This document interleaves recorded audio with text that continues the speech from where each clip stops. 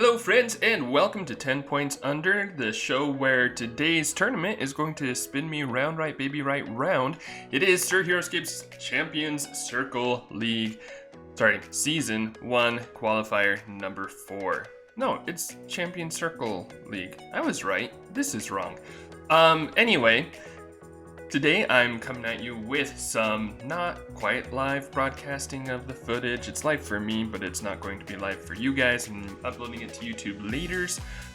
But we're going to be having fun just talking through some games. I'm going to be trying to watch a couple, maybe a couple and a half games, poking through them, talking about armies, stuff like that, matchups. It was fun last time. I had a lot of fun when I did this last time, or in the, I guess, qualifier number 2 games. I did that for a couple rounds and I thought it was fun. I had some good feedback on it. I did learn that I'm only able to follow like 2, maybe 2.5 games at a time.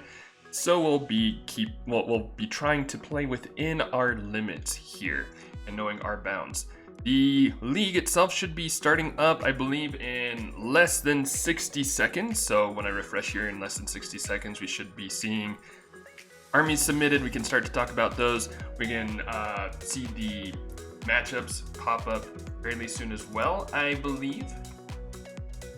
While I'm doing so, we've also got other coverage going on of this, so just to hit that up at the top, there will be Sir Heroscape, of course, is going to be, Sir Heroscape is going to be live streaming. I know you'll be able to find that stream if you're just like, I don't know, whatever, if this is the first time that you're looking at footage from this series. You can check out Sir Heroscape's stream. Soul, I believe, will also be streaming. Is Ragai here? Ragai is also here. I know he has started a channel recently. I don't know if he's live streaming or if he'll just be uploading later. But by the time I upload this, I plan to have found out which of those is correct, and you'll be able to find links to all of those streams, channels, etc. in the description below if you are looking for some more coverage. Also, because of that, I will be trying to avoid their games. I might poke in quickly here and there, but just as kind of a rule, since they'll have coverage on their channels, I won't be... you'll be able to find coverage of those games there. I'm just going to be looking for other games so that we can get stuff that's not being covered.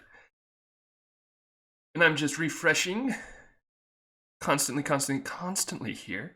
Trying to find trying to find the armies as they get posted right now. Oh, not right now. Yeah, so actually, I guess while we're waiting, we can talk about format here. So the format, pretty straightforward format here. BC included, Delta pricing, the only twist, you only have 2 unit sizes represented in your army. So this is a pretty fun format. I saw a lot of cool brainstorming for it going through. It's like in Discord, I talked to Bodacious Blood about a couple army ideas. So you can have no more than 240 points of one size. So it's 480 points total, but it's divided basically into 240 point armies in a sense, where 240 has to be one size, the other 240 has to be another size. And that's 240 or less. So you can have small and huge, you could have medium and large, you could have small and medium. Lots of interesting ways to go about this. And with the Delta pricing, that also brings up some interesting combinations, I guess, that you could have. So like, for example, some of the armies that first came to mind when I first saw this was green scales. You could have a dragon plus green scales, that's your huge dragon, your medium green scales. Maybe you're able to throw in Raylan. I forget the specific. Actually, you probably would only be able to do 1 squad of green scales plus Raylan. But like potentially, you could do a squad of green scales, you could do Raylan, or you could do your 2 or 3 squads of green scales plus something else to round out the points. The dragon, depending on which dragon you choose, might be 240 points. I forget how much like Nilfheim and Braxas are in Delta, but yeah, so you've got some interesting combinations there. I know another one that I saw was like just go with Death Reavers for half and then like do Q9 or Vulcanmechs and Centaborgs, something of another size, or Laglor plus Krav plus something. I think that'd be a little bit less than 240, but you've got some options like that. So it's a fun one if you're trying to think of just like unique armies to play, or I guess I don't know. It's one of those formats where it's still kind of straightforward. You're playing the game the same. You're just building your army a little bit differently. And because of that, you're looking for different sized units. That the emphasis is on different sized units that complement each other well. Sometimes having direct synergies, sometimes just playing well together. Or even, and like I haven't thought about it this much, but also you could be looking at what other armies people are likely to play and think of how you could try to mess that up. Like maybe if you're thinking that a lot of people are going to go large and huge as one of their sizes, you could go with dwarves, for example, and have those as an interruption for all those large and huge figures that you're going to see. I don't know how likely that is. I don't know if large and huge are going to be super heavily represented, or at least like enough to make dwarves an auto pick.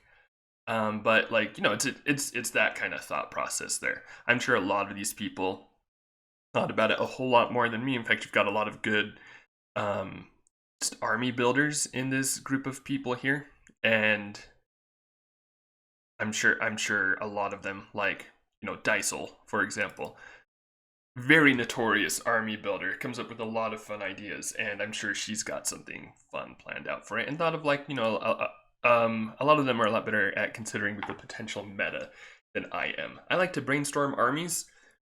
I don't necessarily brainstorm metas as much, or put in like that extra step to think about what the meta might be. I just wait to see what the other armies are before I do that. Boop doop. All right, while we're doing this, I want to take a look at some maps and see which maps I'm excited for. This looks like a pretty solid map pool. I'm excited for these. Oh man, I can't. That doesn't even make it that much larger. That's okay though. Arboretum is a map that I've had an eye on for a while. I've played on it a few times, not as much as I'd like to. It looks pretty cool though. It's a Super Frog map. I just kind of like the 3 start zones and like kind of 3 different approaches to the battle here. I also always like the kind of like you've got a couple different road approaches and then a lot of road throughout the middle to get from side to side. I've always kind of liked that approach to just map making, so I'm excited to see how that plays. I'll see if I can get some games on it. Let's see, Dominion, I haven't looked at super closely. The Flash Fire Redux. I like old Flash Fire a lot, but it definitely has its issues. So this is another one that I've kind of had an eye on, where I'm curious to see how it plays, and you know, if it's a really solid improvement over the old one, if it's maybe got some of the same issues. It looks flatter overall, which isn't necessarily a bad thing, but it is kind of like, you know, maybe it won't be quite as interesting as the original, but you still have a lot of road going onto the high ground, and then you've got the islands up top, and that was a lot of the dynamic action I felt in the earlier versions. So yeah, that's another one I've got my eye. I mean, all of these maps I've kind of had an eye on. Well, I guess Dominion's been floating under my radar. No Aloha has been around for a while, and so I've just kind of at this point not paying attention to it as much, because I'm like, yeah, I know it. It's there, and so I haven't like paid as much close attention to it. Maybe I should change that. Morocco, a great take on Sirocco. I'm excited to see how that one plays. Should be a lot of fun times there. Here we go! All right, things are starting. We've got our armies in. The maps have disappeared. Here in a few seconds, maybe, possibly, hopefully, we'll have matchups as well. So, all right, so Cleon currently in the lead. Enjoy it while you can, Cleon. So Cleon, let's see, Heavy Gruts, Master of the Hunt, Narek, Tornak. That's pretty fun. I like that. Narek and Tornak for the heavies, and then you've got Master, who got kind of like some fame over at ScapeCon as a pretty good piece to target heroes, which, yeah, there'll probably be a good amount of heroes here. Braxas and Greenscales, very fun. Martin Nagrub's Torkolna, White Wormling, nice. Arrow Gruts plus Beasts. Same Heavy Gruts army again. Major Qnan, Nosker, Zeta. So looks like Q10 and Zeta are a popular combo for your large group, and then you've got Nosker or Specters of Aldorn. Bodacious also going with Specters. He's going for Vulcanmechs instead of Q10. I talked him into that choice. Hopefully, I don't regret that. He was between Specters and Death Reavers for the Vulcanmechs there, and I said I preferred Specters personally, just because I like the utility. Hopefully that doesn't come back to hurt him, because I've led Bodacious Blood astray a few times, and I'd hate to do that again. I feel bad when I do that. I like the Death Chasers plus Ogres. That's very fun. Ooh, Diminutive plus Honor Guard plus Vulcanmechs. Also very fun. Phantom Knights plus Vulcanmechs. Nice, nice. Omegacron, Repulsors, Suasil. Alright. Omegacron plus Repulsors. That's pretty fun. Death Stalkers. Oh, Death Stalkers instead of Death Reavers. And then Crab and Laglor. Interesting, interesting. Braxas Green Scale Warriors again. Templar Cavalry, Granite Guardians. Oh, that'll be interesting. Templar Cavalry plus Guardians. You got some very fast units and some very slow units. Interesting, interesting. I'm just going to see if matchups have been happening yet. Okay, they have been. All right, so let me take a look at the rest of these real quick. Sir H with Amber Hive Protectors. Awesome. I'd love to see him in action. Make sure you check out the stream. I'm going to be checking out the stream to see how well those play. Honor Guard, Q10 Zeta. Let's see. I'm just looking for anything that like really jumps out, grabs me. Interesting. Breach. Agblaha won the second, I believe, qualifier. And so that would probably be a good one to check out. Asterios, Mars. All right, let's see. Which game should we check out? Chris Perkins versus Bodacious Blood. We probably have to do that one. It's also on Morocco. We'll probably have to check out that one. Let me open up that tab. Let's see. Dice Soul's going to be streaming her own game. Ryguy's going to be recording his own game, I'm sure, if not streaming, so that'll be good. Let's see. Nomad, Agent Ward, Sir Heroscape there, Loki, Moon Knight. Any other names? It's mostly Bodacious Blood. Like, anytime I see Bodacious Blood, I've got to get that one. Hang on. Isn't Pouncing Wolves... Isn't that the other Australian? Aren't Grey Waves and Pouncy Wolves both Australian? I think they're the Australian players. I'm fairly certain. Hang on. What armies are those? Grey Waves. Or Pouncing Wolves has the Heavy Gruts army. Grey Waves has the Heavy Gruts army. Oh, fun. Mirror matchup. Okay, I'm going to open that one up in the background. I probably won't focus on that one a ton, but I mean, I'm going to have to pop in and out of that one. Let's see. Other armies that I want to focus on, question mark. Who's Sir Artorias playing? I like the Death Chasers. Sir Artorias and Cleon on end of the line. Okay, yeah. Let's check out that one. We'll do those. And then since there's usually... I'm going to pull up one more game in the background. So let's see. Dunedain Storm. I don't know who either of these players are. Maybe I'll pull that one up because I don't know them. And it'd be interesting to see how they play. And it's on Arboretum, so yeah, okay.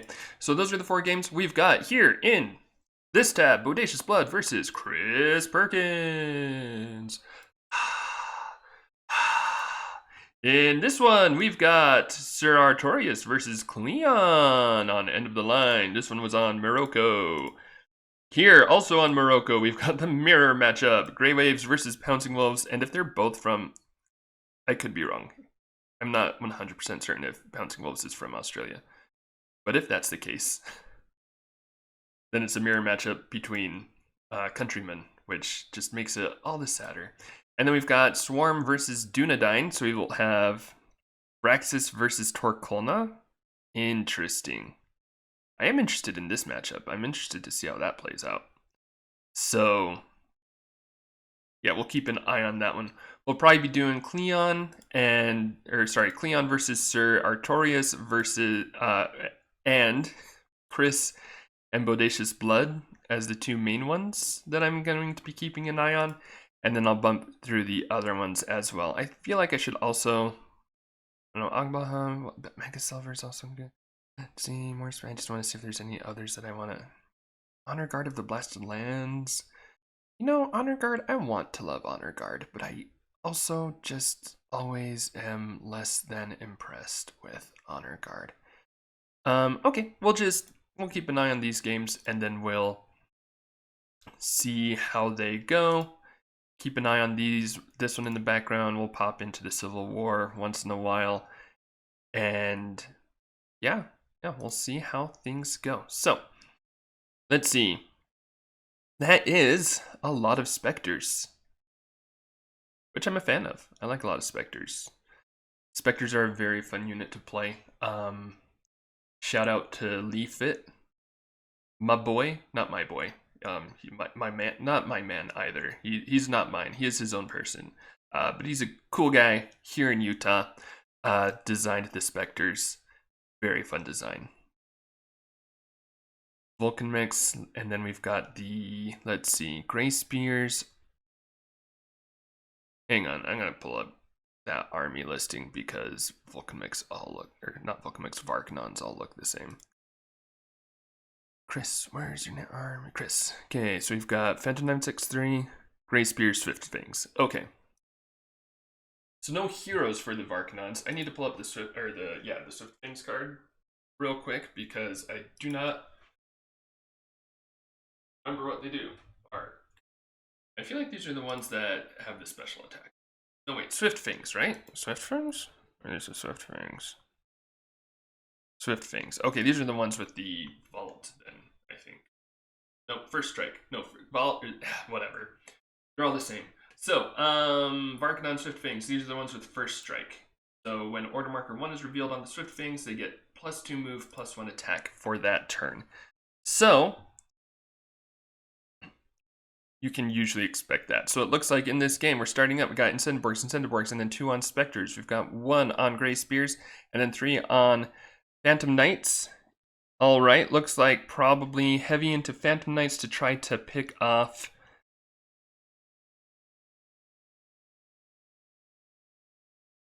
Well, I'm just trying to think of what Chris will be doing here.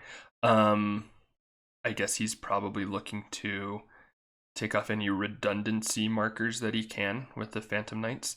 They're also less likely to get pot-shotted by the Vulcanmechs, because that's one of the things with the Gray Spears, or, well, the Varkaanans together. I'm going to get Varkaanan and Vulcanmech mixed up a lot throughout this. So apologies in advance. But you don't want, basically you don't want your Varks to be shot at early and lose them unnecessarily. I mean, same with everything, right? But that's why you got PKs. PKs are able to usually survive those pot shots. This map reminds me a lot of Zephyr. Except it's also not like Zephyr. But, you know, I know what I'm talking about. So it doesn't matter if you know what I'm talking, well, hopefully, I guess. I'm casting this. I guess it kind of matters. Whatever. Anyway, so we've got Specters coming up. Looks like they're moving in. We're going to have some development. So Specters, okay, yeah, so kind of blocking off even ground attacks on the Vulcanmechs. And then he can move this Vulcanmech right to here. Move this one up here. Yeah, just kind of preparing. Already, my linguistic skills are not the best, but that's okay. But yeah, so like just preparing his spots that he can take with his pieces to be able to just rain down fire with the Vulcanmechs. Let's real quick zip over here. Okay, cool. Just in time. Their armies are set, so we've got the Heavy Grat army versus the Death Chaser army. Let's see, both pretty heavy melee. We've got Kate Crawford down here. We've got Master of the Hunt up here. And yeah, so this map, I'm interested to see how it plays out. It definitely has a leftward pull, I think. So we'll see how that affects things. I've never actually played it, and there is plenty of road going from side to side. So maybe that leftward pull isn't as big of a deal as I originally think that it might be. So I'm excited to see how it goes. But we've got Battle Rush going on. We've got heavies, of course, going for some Death Chasers. So we'll see. I guess in this matchup and on this map, like the matchup already, you've got kind of a I don't know, playing chicken as you try to build up slowly, but then you also try to take advantage of any holes, like especially with War Hulk, if you could like get in there and swing at a bunch of heavies, that's awesome. But we'll see. We'll check back on this one later. Let's come back to Bodacious versus Chris Perkins. Looks like more development. Riveting action. Let's jump over to some of our side games. All right, so we got Braxas moving up fast. Okay, interesting. So Braxas taking up top. I guess maybe denying that from Torkulna. But yeah, it looks like they're just gonna kind of clash right here. So that'll be interesting to see. Putting a green scale in the way, potentially to block the way, but also, I mean, Torkulna could just stomp on it right here and now and move past. I need to play Torkulna more often. Oh, but does not get the stomp. And there you go, which is nice because now Torkulna's just stuck there and you kind of got him pigeonholed and you've got time to bring up more green scales. That's 4 squads of green scales plus Braxas. Okay. So yeah, so kind of just sacrificing that green scale there, but being able to delay the Torkulna. Okay, I'm interested to see how that one plays out. In Civil War land, they're advancing towards each other. Part of me does want to watch just like this whole game and see how much they mirror each other and how much they don't. But we're going back to Chris Perkins and Bodacious Blood for now. So, yep, Chris just moved up 3 more Phantom Knights over here, looks like. And Bodacious now has an order marker on the Specters again. 4, 5, 6. So he could pop a Spectre up here if he was worried about a Phantom Knight taking that spot. Because, yeah, Chris's last order marker is probably on Phantom Knights, I would guess. I mean, I guess he could be planning to move up his Varks. But I wouldn't think so, because that just puts them into pot shot range, and he hasn't really left any good spots for them to move onto. So unless he's planning a very conservative move with them, I don't know that he would go Varkaanans here at the end of the round. Bodacious just shoring up his resources. Yep, moving up here, and then also getting an attack up here, a 3v5. Let's see if it pays off for him. Nope, it does not. Well, that's okay. So Ghosty Boys plus other big things. I mean, this is basically a mirror match too, right? I guess. So yep, order marker 3 on Phantom Knights. We'll see. I would guess that Chris just kind of continues to develop a bit more right now. He doesn't really have any great attacks to go for. It seems like maybe if he wanted to attack over here, but that doesn't feel very productive. He could 1, 2, 3, 4, 5. Okay, so that glyph is just out of range. He could maybe take that glyph with one of these guys though. Because that's the H glyph, which is, oh no, that's heroic attack +1. Never mind, that's not the new attack glyph. So never mind, that actually does nothing for him. Let's take a look over here, see how this is going. So we had Battle Rush go down. They rerolled initiative because of Battle Rush, and looks like the heavies are now developing. We've got Tornak moving up here, heavies moving up into position. Very cool, very cool. We've got Braxas and Greenscales making an insurgency strike versus Torkulna here. Interesting. Looks like Swarm is very wanting to take down Torkulna and take him down quickly. And that's 2 wounds. Plus 1 more wound, question mark, potentially? Nope, blocked it. So 2 wounds on Torkulna. That does mean, though, that Torkulna will just be able to heal. But over here, we've got 4 dead Nagrubs already. So, you know, just making making small gains, looks like. Getting through the Nagrubs. The worry here is Torkulna potentially stomping and then, or well, I guess just like walking over all three of these green scales and then just getting a big hit on Braxas.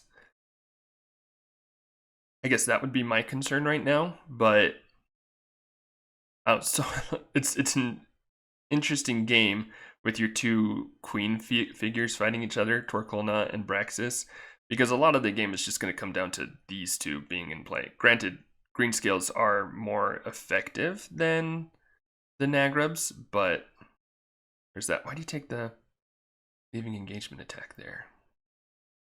You could have just stomped middle and then gone to the sides.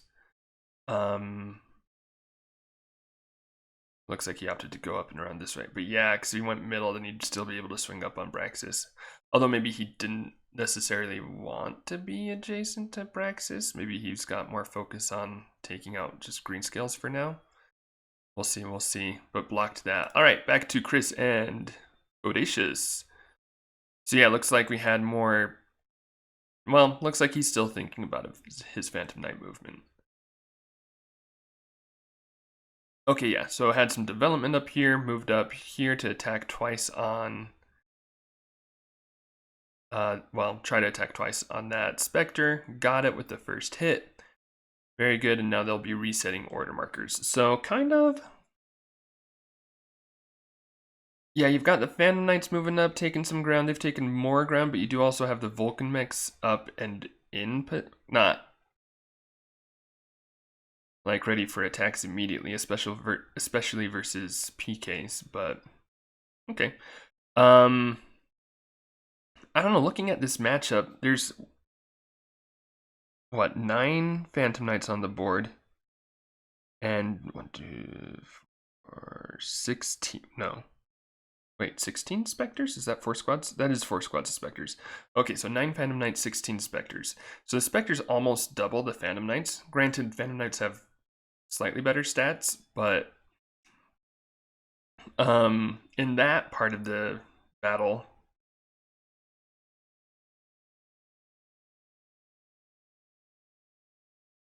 okay, I guess that's one way to show that you're walking through that Phantom Knight. I mean, it works, but I mean, you could just also say, and I moved through that one, because they've got a voice chat going. Anyway, whatever. So yeah, I feel like I would expect the Specters to win this part, but I think Chris's goal is to get rid of as many Specters as he can so that they don't also swarm his Varks. The Varks can do pretty decently against the Vulcanmechs as long as the Specters are out of the way. So yeah, a lot of it will go on kind of like this early positioning / like these early strikes as well, because 9 is a good amount of Phantom Knights, but 16 is a lot more. If my math serves me correctly, yeah, I think that's significantly more than 9. So we'll see how that goes. Back over to Death Chasers and Heavy Gruts.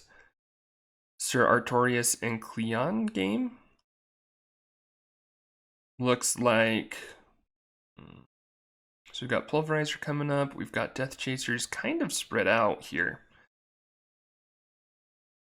And now I'm kind of wondering why Narak wasn't chosen for the Death Chasers.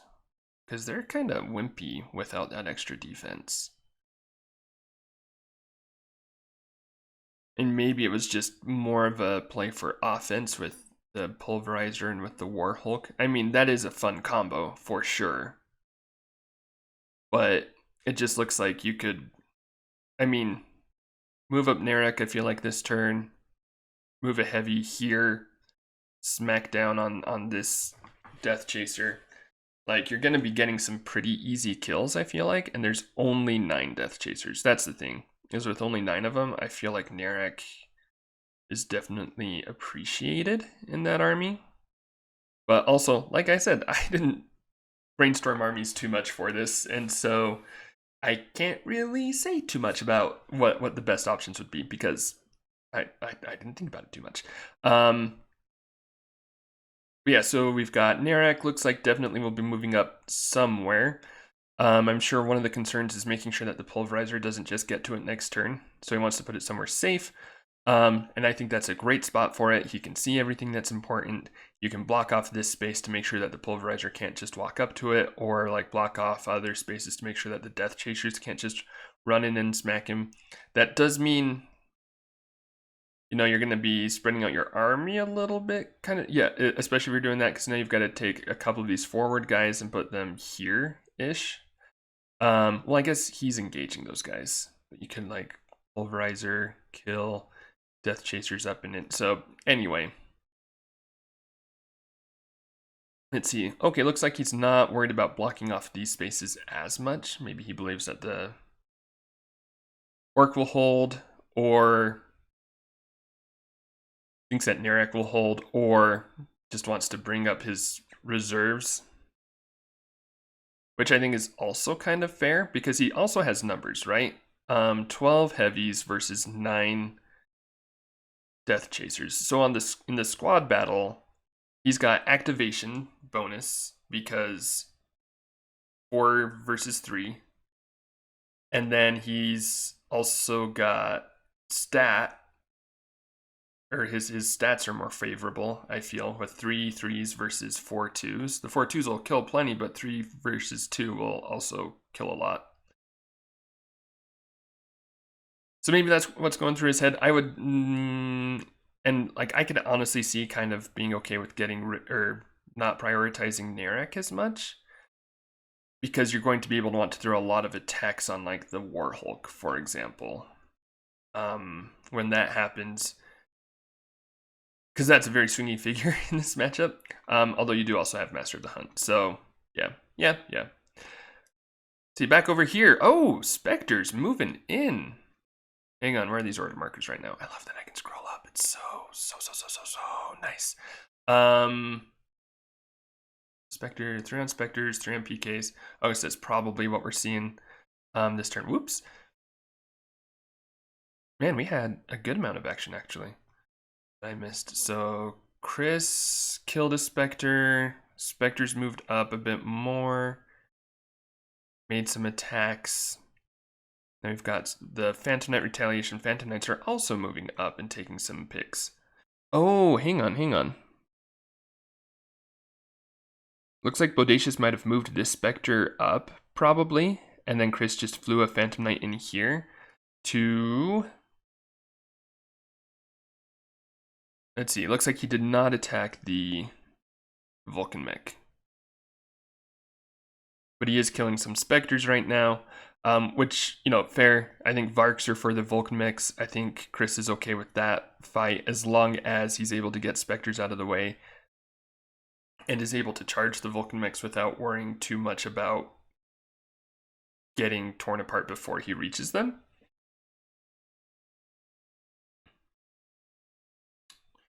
Bodacious, you're a wombat. Congratulations. Anyway.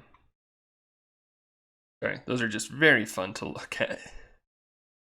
All right, so we've got Bodacious moving, getting a few attacks here, moved through some guys to reduce defense, but is not rolling super hot on his offense. Yeah, 4 attacks on 4 different PKs. Maybe this last one. Oh no, this one's on the Vark, on the Grey Spear. And smart choice. But gets blocked. Or sorry, not on the Grey Spear, on the freaking Swift Fang, whatever. On that doggy. Alright, so Chris responding with Phantom Knights. While he's making those moves, let's come up here. And that's a dead Narek! Alright, so yeah, Ogre Pulverizer walked up, took a disengagement attack, 2 attacks, laid out Narek. That's kind of what I was afraid of there. But again, maybe it's okay. It could be okay. You do still have Tornak, and in a melee battle, Tornak is not irrelevant with his aura. I really like Tornak, personally. I think he's very fun. But also, that is now your only bonding hero here. So, yeah, we'll have to see how this plays out. The Death Chaser's moving up into spots as well. Looks like we're going to be going for an attack up here.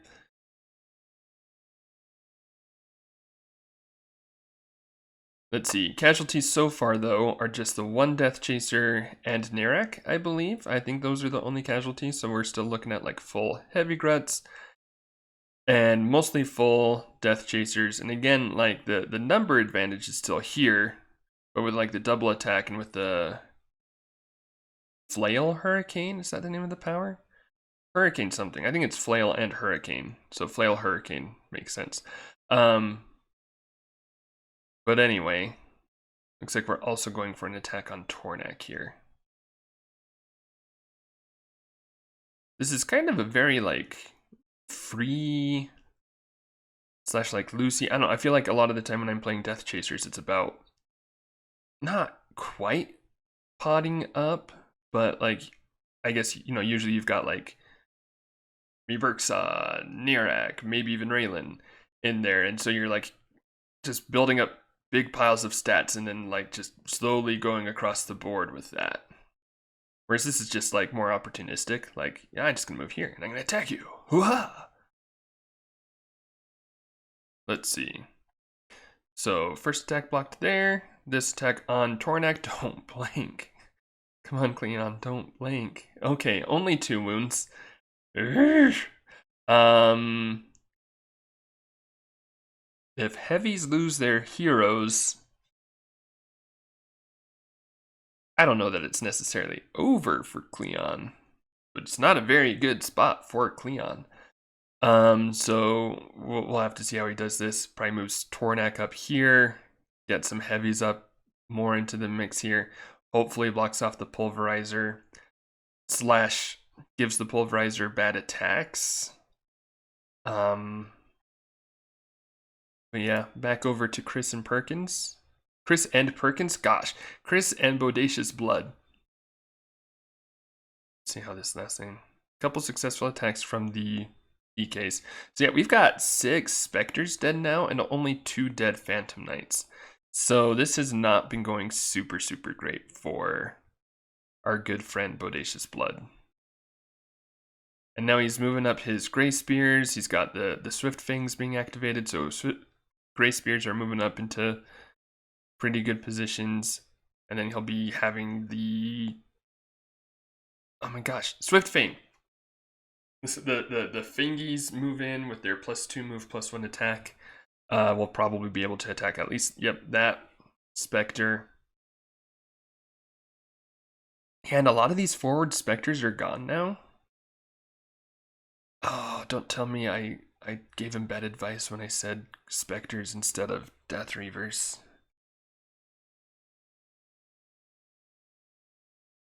I don't know. And then we've got, so another dead Specter there. 2 4v4s here. Dead Specter here. So 8 Specters and 7 Phantom Knights. Those are pretty even there.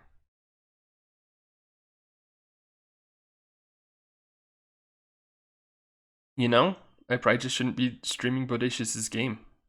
He tends to lose when I stream his games. I thought he'd be okay. I mean, he's done really well in these CCLs. He won the first one.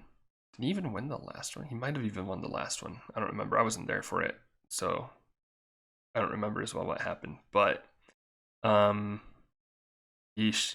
All right, so moving Vulcanmech up. Let's see. Where were Chris's order markers? Gray, Swift, PK. So that first one was on the Swift. I would expect probably Grey Spears to be coming in from here. So he probably wants to get some kills on Varkaanans if he's able to. Which is why I guess he's moving here. Man, those attack dice are terrible. Okay, I'm going to switch over to try to give Bodacious some luck. So Tornak did move up here. Killed the Death Chaser. We've now got 2 heavies here, given attacks of 4 on the pulverizer. Let's see, so that was 3 wounds on the pulverizer.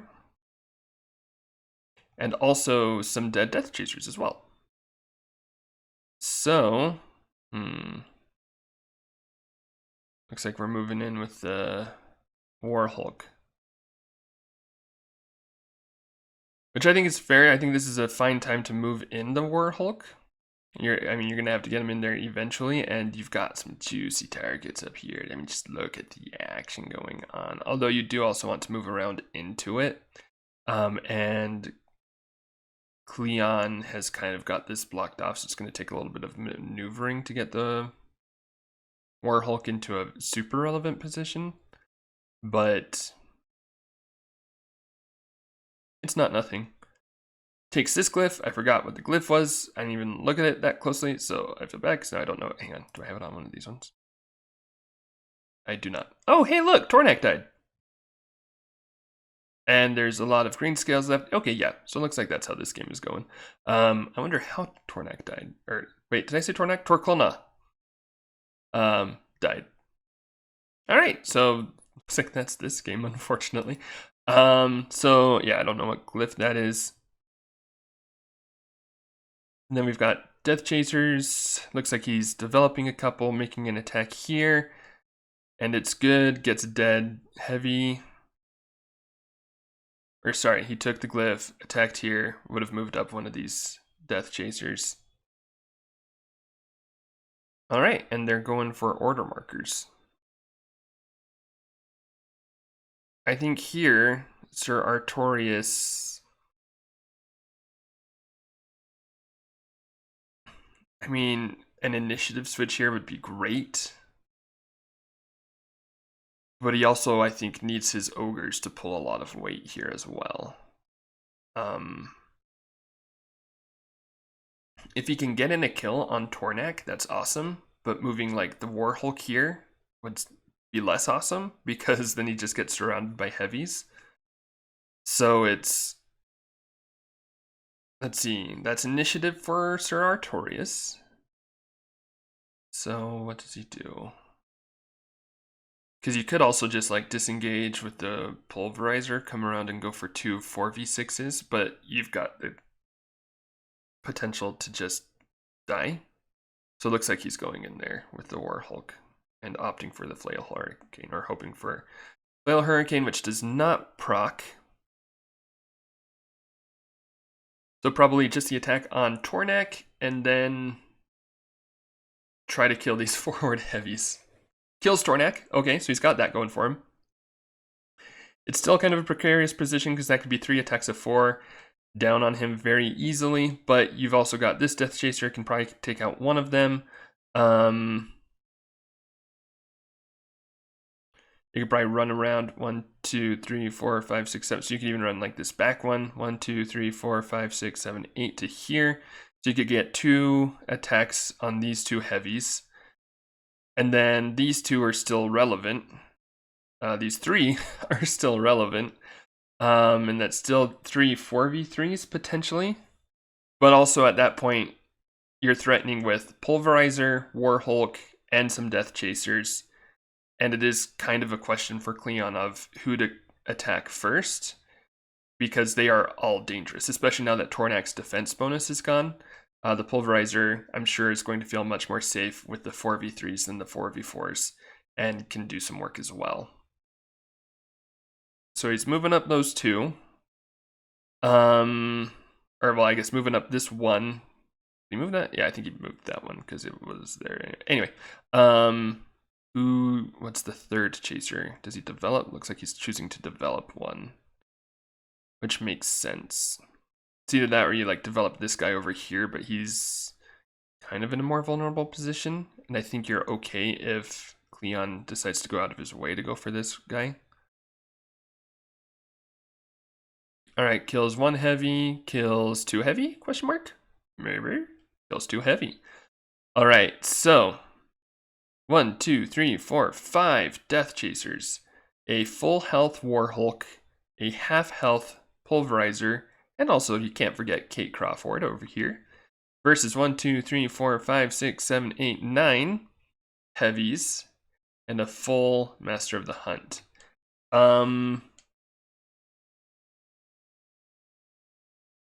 This is an interesting game with a lot of give and take in it.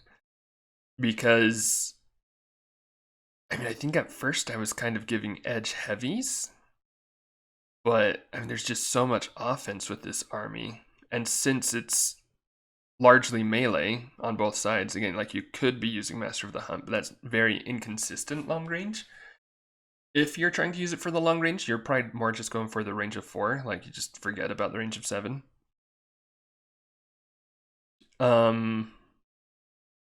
Yeah, so like lots of high offense, but also very low defense. And so who do you go for? And also now we've got the chasers are pushing up into this high ground territory that just a couple turns ago was very much in Cleon's possession, and now they're pushing through. So, okay, move that guy away. You don't want that Warhulk right there. No, you don't want the Warhulk right there. No, you don't. You do not want the Warhulk right there. Right? Right? Am I crazy? Maybe I'm crazy. I'm probably crazy. Crazy about Heroscape. Anyway, let's poke back over here real quick while they're working on that movement. Looks like, oh hey, something died. 2 Swiftfangs died. Okay. But we've got the Grey Spears are coming up over here on this little ledge of height here, which is going to be a very good position for them. Vulcanmechs are going to have a hard time fighting through that. Vulcanmechs have lost 1 redundant system. Okay, opting for over here with the Grey Spear. 1, 2, 3. Can't quite reach that Vulc, but okay. But yeah, looks like things are going pretty well for Chris, so I should pan away again and let Bodacious not get ruined by my bad luck curse of being recorded.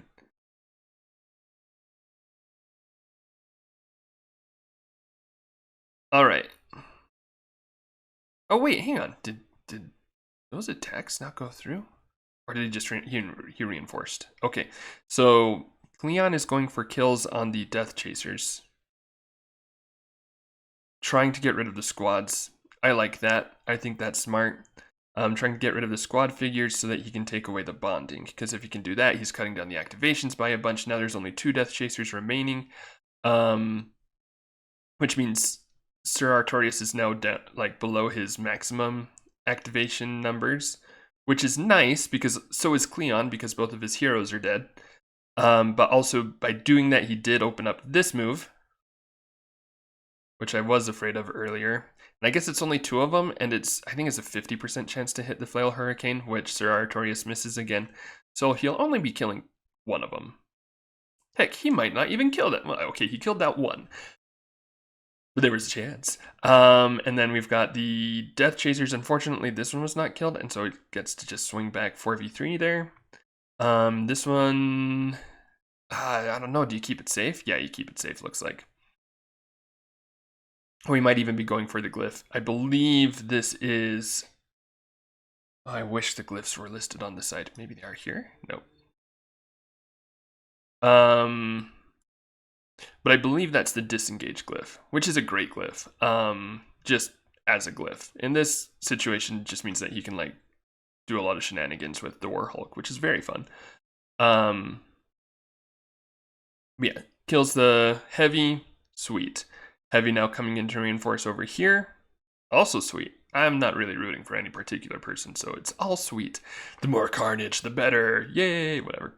Man, I'm saying whatever a lot. I must be like working with teenagers or something. So, heavy moving up here as well. Yeah, that's kind of the difficult part of the decisions that Cleon's making now. Is that he's still got 4 heavies in the start zone. He definitely wants to get them out. Also, if he rushes them too much, you're just going into Flail Hurricane and you're going into double attack from the Pulverizer. So there is kind of a balance there, and I think at this point he's kind of just really hoping for some solid attacks versus the heroes. So he's going for 1 on Pulverizer. Looks like he's thinking about moving this heavy away to go for Kate. Or maybe, sorry, definitely not Kate. That was wrong. Going for the Death Chaser. Not Kate. Why would I think Kate? But yeah, going for that Death Chaser to try to get rid of the bonding again. There's still one more order marker on Death Chasers though, and so if he goes too far, he's just inviting the Death Chaser to come smack him first, which odds are against him of surviving that. So I don't know, lots of difficult choices. This is one of those things where I'm like, I'm glad I'm just watching. And I can just be like, yeah. After I saw the dice roll, that was definitely the wrong choice. So much easier to just be watching the game and casting instead of having to make these decisions myself. Alright, while he's messing with that, let's take a quick look over at Bodacious and Chris again. More dead Specters. Not more dead Gray Spears. Man, the offense has been very bad for Bodacious. Granted, he's rolling attacks of 2, so there's that too, but he's been struggling to kill stuff.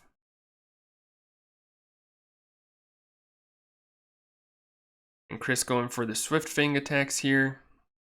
Or well, the turn on the Swift Fangs, he'll be getting those bonuses. He'll also be able to take a turn with the Gray Spears and attack with 2 of them. Yeah, let's move back over here. We have a decision made over here. Okay, yeah, so looks like move to heavy up here. Attacking the Pulverizer with 1. Killed the one on the glyph. Oh, that was... Wait, hang on. L. Load-in plus. Okay, that's +2 to the D20. That's right, it's that one.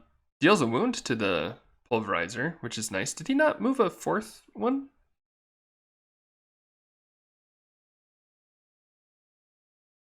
I think he moved one right here. I think this guy was here, and he just moved it up to be able to get it into a attacking position.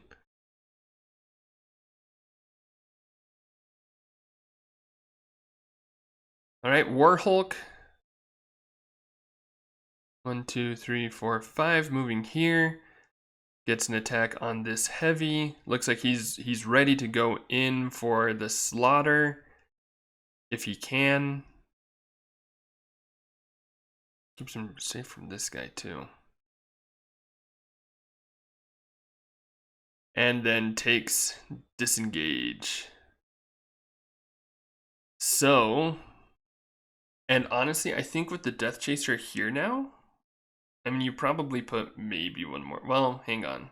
Initiative switch potential, right? Because that was the 3rd. Yep. This heavy's probably going to move to like here-ish. 1, 2, 3, 4, 5. Maybe here. So that it can get height. And for sure kill that Death Chaser. But also order markers are probably going all in on the Warhulk at this point. So yeah, and we'll have to see how well the Master of the Hunt is able to do versus the Warhulk. Potentially very well with Mortal Strike. Have to see. Let's see. While they're figuring out positioning, let's come up here, see the Civil War.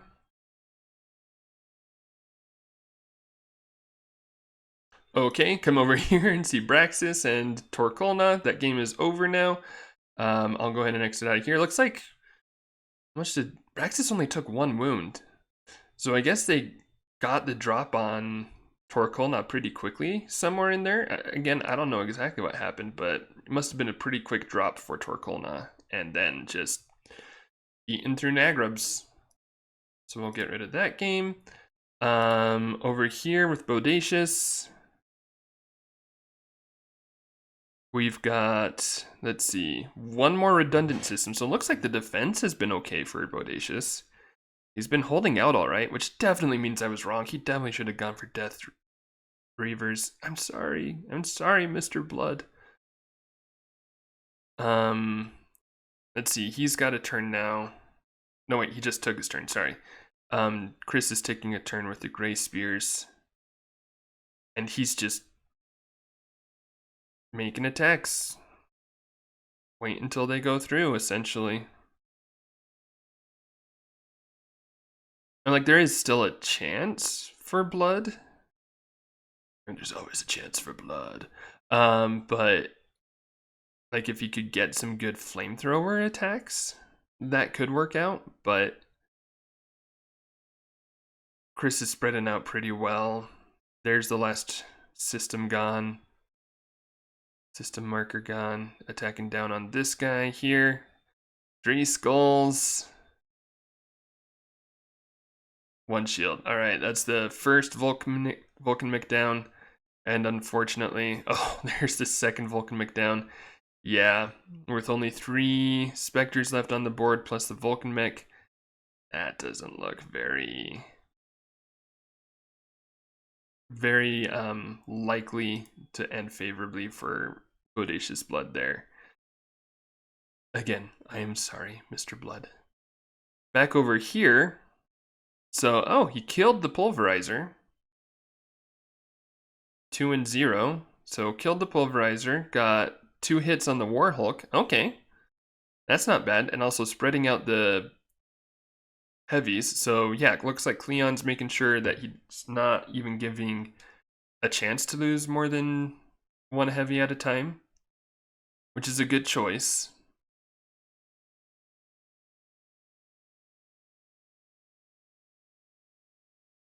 Looks like we're probably waiting on order markers now here. So how is this game going? I just kind of keep checking it and then going like, okay, cool. So red has been pushing up farther. Which one's red and which one's blue? I don't even know. But red's been pushing up farther, but has also lost more figures, it looks like. 5 heavies gone versus 4. So, I mean, I guess that's only a difference of 1 figure.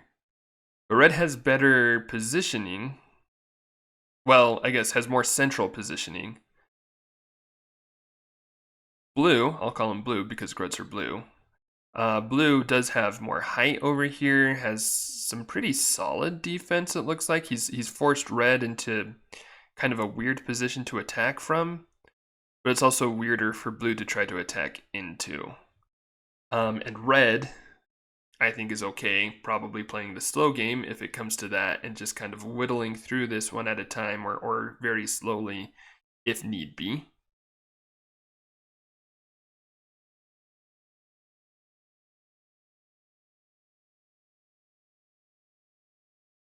Yeah, interesting. Looks like there's probably, I mean, since there has been a whole lot of movement, or I guess more development, I guess. I mean, it's heavies v heavies, or melee versus melee for the most part. Very slow positioning, focused game. Again, not that that's a bad thing. Positioning games are very fun. But like right now, I'm not seeing. Well, part of me is I'm just trying to figure out which one is Pouncing Wolves and which one is Grey Waves, but they haven't clicked anything, so I can't quite tell. Let's come back to here. All right, so you've got 2 order markers on heavies, 2 on Moth, 3 on Warhulk, 1 on Kate. So I'm guessing that's just a full send with Warhulk, which I think is fair, because if Cleon's spreading out, that means he's not getting more than 1 attack on the Warhulk at a time. Warhulk's gonna last for a pretty good while. And yeah, he's spreading out. He's putting his guys into places where they can attack from, if need be. So like he can move this heavy up to here to get an attack. This one's still a little bit out of the way, but I mean, you can't move all of them at the same time. Let's see, killed this chaser. So the last chaser is gone and got another wound on Warhulk. Okay. So yeah, that's looking pretty good for Cleon right now, I think. I say as I jinx it. Sir Artorias moving Warhulk over, just repositioning a little bit, making the attack of 5, and gets the kill. So let's see, 1, 2, 3, 4, 5 heavy Gruts remaining. If they're attacking 1 at a time, wait, why did you move? I guess it doesn't really matter. That just gives this heavy a spot to go to.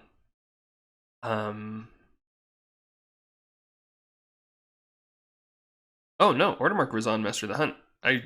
I mean, there are 2 order markers there. I definitely should have expected that. So Master of the Hunt moves over to here to make an attack. 1, 2, 3, 4. So yeah, definitely is within range. I don't think you can deny the range unless you went for the Javelin, which is, I mean, that's less than a 50% chance if I remember correctly. So I don't think that's worth trying to do, because then the Warhulk just picks off your heavy Gruts while you're hoping to get lucky. But we'll have a 4v4. Could potentially have a good amount of wounds on the Warhulk here. See how it goes. If Leon is happy with that, which I think is pretty alright.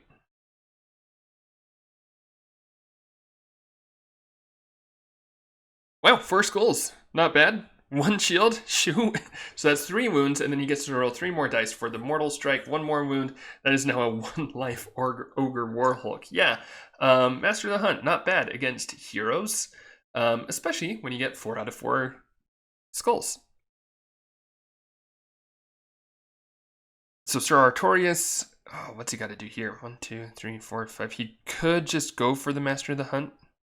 Yep. And go for the 5v4. He can't kill it in 1 hit. That's the problem. We can hope to seriously wound it, survive the attack, and then kill it on the next one. But that did not work. 1 skull there. Oh no. Oh, and Order Marker 3 was on the heavies. That's a good psych out then to get the Ogre Warhulk to go to lower ground. Too bad he couldn't guarantee. I guess maybe if the, wait, hang on, Warhulk was here. If the Master was here, and then Warhulk moved here, of course, I mean, like, you've also got to severely injure the Warhulk, so I don't think that was worth the shot for that, probably, because the Warhulk, any stuff.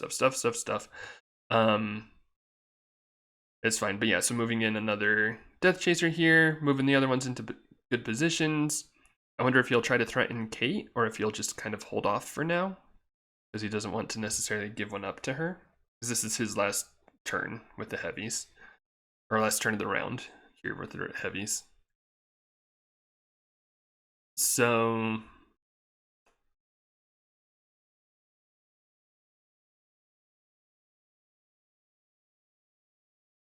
let's see. Where are you gonna go, Cleon? Where are you gonna go? I just want to see this last roll. I want to see if the Warhulk dies here, or if there's another turn there. I want to click over to another tab real quick, but also I don't, because, okay, here comes the attack. Don't want to miss the attack. All right, 2 skulls.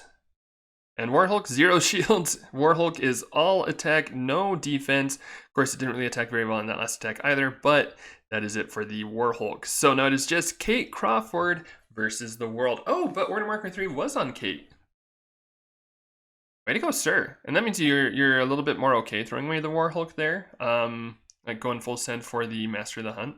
Granted, I mean, like, it's not a position that you really want to be in, but doesn't feel as bad if you've got that order marker safe, so that's nice at least. Let's see, Kate can go 1, 2, 3, 4, 5. Definitely 4. I wouldn't be able to see from either of those spots. 1, 2, 3, 4, 5. Nope, that's not great. I guess that one can't reach her, but it is also running around, and yeah. Actually, maybe here on the ladder is the best spot to go to. Yeah, looks like that's where he's going for. And moving over the +1. All right, cool. We'll see if Kate Crawford can pull it off. Did Bodacious pull it off? Nope, looks like they called the game. It's starting Bodacious Blood. How's this one going? Oh, Tornak making a push in. So it looks like Narek moved up since last we left, or since last we were here. Narek moved up to get some better coverage. Makes sense. Tornak moving in to try to attack this position. Okay, and so red is pouncing wolves. All right, now I know. Red is pouncing wolves. So he's going to try to get rid of this heavy, which has 6 defense there. So that's a 4v6. I don't know if I love that move. I think, though, I don't know. I feel like I think he maybe feels like he needs to make a play to get something here. I I don't know that he really needed to, honestly. Like, he had the position. I feel like you could move up Master of the Hunt. Like 1, 2, 3, 4, 5, 6. 1, 2, 3, 4. You could like maybe get a javelin in, but like just kind of like move up Master of the Hunt, get him in a relevant position, and if the attack isn't coming, just like throw a javelin at Nirak or something. You know, like just throw on your order marker 3 or your 1 or something like that. If you've got a solid defensive position, I don't know, I feel like he's kind of giving that up now. But also, I mean, like there was kind of some flanking starting to happen over here. So maybe it was about to get messy anyway. But I don't love having to put a heavy down here. I don't love having this heavy here without Tornak. Yeah, it's kind of a break of formation, which, again, I think maybe because he's low, he's like, oh, I need to be the aggressor here. And also, they might be getting close to time. Hang on. Do I have the... Sometimes they have a timer here. I don't see it. Okay. So never mind. But let's see. Chris 1, Mega Silver 1, very fun. Swarm 1, Dice 1. Cool. But we've still got over half the games. Maybe I'll pull up one of those on the side while I'm doing that. Let's see. Just development going on over here.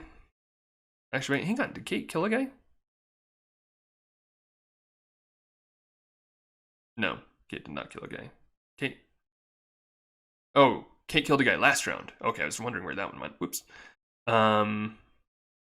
Okay, but yeah, it's just kind of like some development, looking for the chance to strike. Back over here because this is getting exciting. Ooh!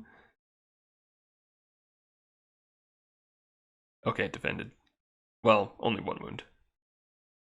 Oh no, that was an attack from Grey Waves. Shoot, man, oh my gosh.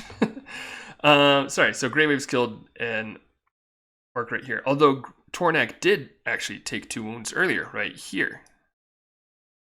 I can't highlight it. And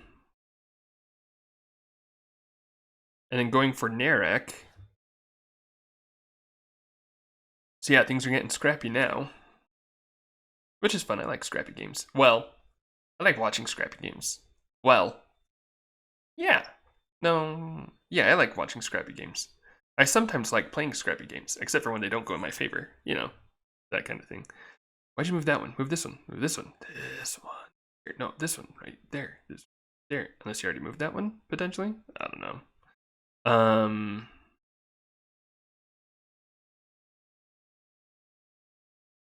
All right, and they're making swings. So an attack down on Narek. That could be a dead Narek. It's not going to be a dead Narek. But that is 2 wounds on Narek, so that's pretty solid. An attack down on Red Tornak. Whoa, 4 out of 5. That Tornak has 6 defense. Yeah, that's it. Oh my gosh, 1 swing, dead Tornak. Yikes, yikes, yikes, bikes. 3v4 here, Heavy Grit to Heavy Grit. Man, those are some powerful swings. That's another dead Heavy Grit. 1 more swing, 3v4 on another Heavy. Let's see. 3 skulls again. Woof. Let's see, that turn. 4, 8, 13, 16 dice, and 12 of them were skulls. So 12 out of 16 dice, 3/4 of the dice were skulls. Average 3 out of 4. I guess I could have figured that out probably a faster way, but whatever. Anyway, and they're still just going all heavies, which I mean, right choice here. Now that it's getting scrappy, you need all the heavy activations you can get, but I just like how they're both immediately like, yeah, we've both got our order markers ready to go. So yeah. And Grey Waves takes initiative, so that's his initiative switch 2 turns in a row. This honestly could spell the end here, unfortunately, because he's got another 4v3 on Narek, who only has 1 life remaining. And then you're able to move, okay, second attack on Narek. I think that makes sense, totally. And then you can get an Orc here to attack down here. Oh yeah, he gets the bond first, even.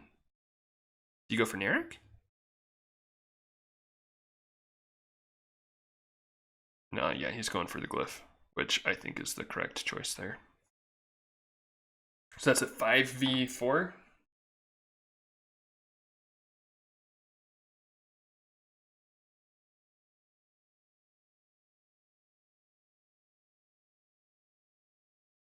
maybe. Oh, okay, just rearranging a little bit to make it a better attack, or better positioning. Makes sense. Kills a heavy. Then you get 2 attacks down on Nerak. You get an attack here, and then you can like roll up 1, 2, 3, 4, 5. You could like throw another one to attack this guy as well if you wanted to. But yeah, I think just go for it while you can. Maybe he's not taking the second attack on Nerak. Maybe moves this guy up. Unless he's going for the, yeah, going for the second attack. Which, I think it's fine either way, like whichever one you want to do. Although you definitely attack Nerak first to get rid of the extra defense die there. But other than that, you know. Grey Waves attacking Nerak. First attack unsuccessful, so second attack coming in like a heavy Grut. Oh, also blocked. All right, so that's a live Nerak, and also at least 1 live heavy Grut, so Pouncing Wolves will get at least 1 more turn. This attack over here is successful, so that's 1 heavy Grut and a 1 life Nerak versus a lot of other stuff. See Nerak moving up, attack down on Tornak probably. Tornak is still within Nerak's aura, so there's that, but you can potentially get rid of that bonus. Slash just good stats, 4-5, not bad, but only 1 skull is not probably going to be enough. I mean, it could be if you blanked, but it's not quite enough. All right, I'm just gonna jump over here real quick, see how things are going with, oh. Just in time, 4v4 skulls on Kate, and that's a dead Kate. Looks like she'd already taken some wounds. And yeah, looks like that's game. So winner Cleon here, in a also pretty scrappy game going throughout. But good recovery from Cleon there after his heroes died. He was able to use the heavy Gruts well to just give Sir Artorias just no good options and whittle him down. So good job, Cleon. That's another game for the books. Back over here with the Orc Civil War.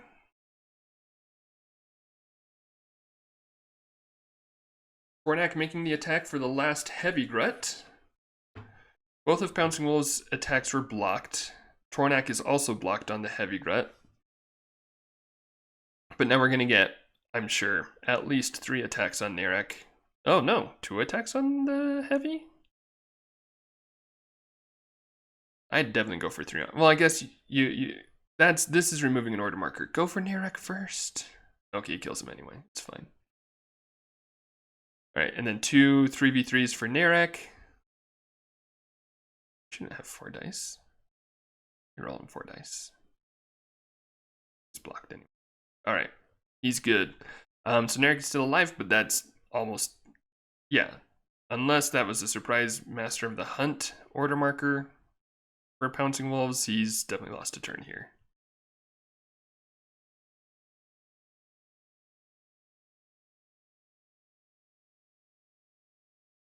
Because, yeah, nothing on Nerak. Hey, welcome back, Pouncing Wolves. 11, 12, yep, so all dead. We'll see if the Master of the Hunt is relevant. I'm gonna check over the Discord while they're figuring that out real quick. See if there's anything about the time limit.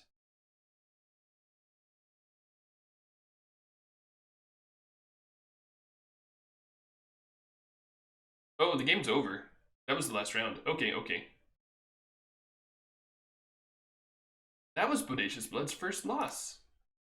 Sorry, over from the Discord. He's been undefeated so far in the CCL. And then I recorded him. No, that's actually not fair because I've recorded other of his games and he was fine. This is just the first time he didn't play Steamroller. That's why he lost. Okay, so that's game here. Looks like the Orcs win. Get it? See what I did? Anyway, Grey Waves takes the win here. Hooray. Let's see. Let's refresh this real quick, see how the other games went. So Cleon took the win over Sir Artorias. Agbaha beat Bert. Swarm beat Dunedain. Sir Heroscape and Scapius looks like that's maybe wrapping up. Loki 19, or 619. This one we just saw the end of. Let's see how Loki and Moon Knight are going. real quick just to see what's going on over here. Last round, looks like they're still wrapping this up. So this was a game. Whoops. I've got a free spin mouse. Maybe I should just turn that off, actually, I guess, so that I don't accidentally keep scrolling down like that. So this was a Braxas Greenscales versus Nosker Q10 Zeta. We've got most of the big pieces are off the board. We've still got, oh man, that was Nosker into Braxas, dang. Although it is Braxas who's the best dragon into Nosker, potentially. And I guess there might be others, but not, or Braxas just gets to roll a d20, so that's nice. Greenscales taking a turn here, trying to get some last Nosker kills. I'm going to wait for these attacks to go through before I really assess the state of the board, because things might change as I'm talking about it. Okay, that's the 3 attacks. So 1, 2, 3, 4, 5 Greenscales. 1, 2, 3, 4 Nosker plus a full health Zetacron. This is one of those weirdos who does a 2 out of 2 for full health. What a weird. Counts lives instead of wounds. Weird. Sorry, it's fine. It's okay. Don't worry about it. Moon Knight.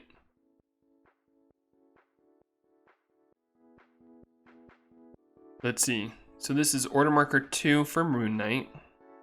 Again, making some attacks. They're basically playing for endgame points here. And this looks close enough that it could go either way. Definitely edge Moon Knight, because that is more points currently and more potential to, what, I guess, more offensive potential. Yeah, things will have to go really, really well for Loki to call it here. This is Loki's last turn. Basically, if Loki doesn't claim a lead here, then it's just over there. And it's Delta, so I don't know exactly how the points, but I feel like he probably, in order to get points, would have to disengage the Greenscale, go for Zeta, and kill Zeta to even have a chance at points. Because Nosker are 80 points regularly. I think they might be a little bit higher in Delta, potentially. But I'm not sure if 4 Greenscales or 4 Nosker are better on points. But yeah, to have a prayer though, like if he just, let's see, 1, 2, 3, 4, 5, 6. So he could try to kill 3 Nosker. Oh, I guess he could try to do that, and then he doesn't have to do the disengage. But I think he's still low on points even if he kills 3 Nosker. Like, I think he needs to definitely go for the Zeta kill, probably, and then go for as many Nosker kills as he can, and then hope that they don't get the kills back on him. Wait, what? He's not moving? What? Just making 2 attacks? Alright, well, he loses. I mean, even if both of those attacks were successful, there's no way that he can, and that's just not enough points. Yeah. Alright, that's game! And Zetacron gets to just take his victory position in the middle and probably take a shot at something, I guess. But yeah, no, I was hoping to see some interesting Greenscale play there for a win, but yeah, that's not going to happen. So Moon Knight wins. Congratulations, Moon Knight. All right, guys, that has been round 1 of the Sir Heroscape's Champion Circle Season 1. Qualifier number 4. Saw some pretty cool games in there, saw some pretty good things go down. I apologize again, Bodacious Blood, for recording your game and causing you to lose. I will record the next round as well. This same style, I'll be talking through the games in that round as well. I'm gonna take a quick break though. And so, hey guys, thank you for checking things out. We appreciate you, and when I say we, I mean me and everybody else who helps out with the channel. The other co-casters who are on at times, not at times, all the time. Got lots of great people here. Thank you for checking things out. Make sure you check out the other streams, recordings, etc. that are linked in the description below. Please make sure you remember what a wonderful world it is that we live in. This will be 10 points under and out. And I gotta go take a break before the next round starts. Okay, bye!